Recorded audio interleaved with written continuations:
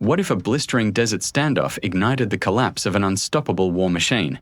Envision armored behemoths thundering across endless dunes, soldiers locked in savage survival amid sandstorms and fire. But how did this barren wasteland become the graveyard of empires?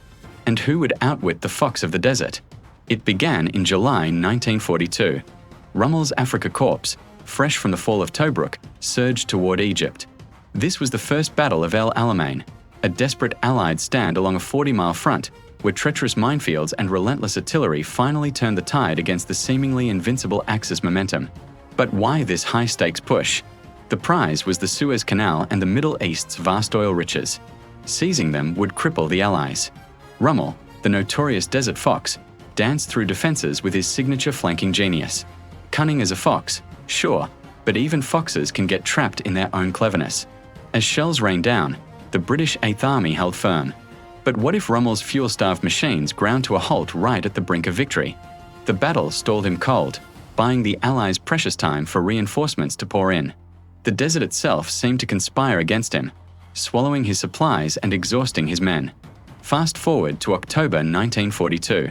The Second Battle of El Alamein erupted with General Montgomery's Operation Lightfoot. Imagine this: over 1,000 guns unleashing a thunderous barrage that lit the night sky like an infernal dawn. It was a symphony of destruction, designed to shatter the Axis lines and blast a path through the deadly minefields known as the Devil's Gardens. The sheer scale was overwhelming, a terrifying wall of fire and steel. The intrigue deepens. Rommel, ever the tactician, counterattacked fiercely. But Allied deception, using dummy tanks and fake radio traffic, completely fooled his scouts, sending his panzers on a wild goose chase. Could the fox escape the tightening noose? Wave after wave of Allied attacks broke through his battered defenses, forcing a brutal, agonizing retreat across the vast expanse of Libya. So what happens when the hunters become the hunted? In November 1942, Operation Torch landed fresh American and British forces in Morocco and Algeria, squeezing the Axis armies in a giant vice. Tunisia became the final, desperate cauldron. Its rugged hills and narrow mountain passes were perfect for ambushes, turning the landscape into a meat grinder alive with aerial fury and close-quarters combat. By May 1943, it was over. More than 250,000 seasoned Axis troops surrendered in a capitulation that echoed across continents.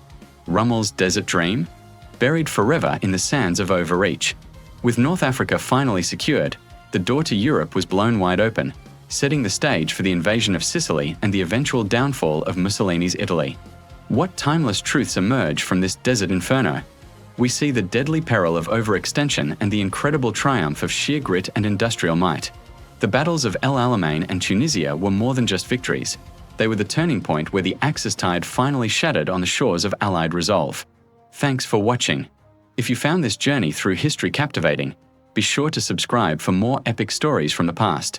See you next time.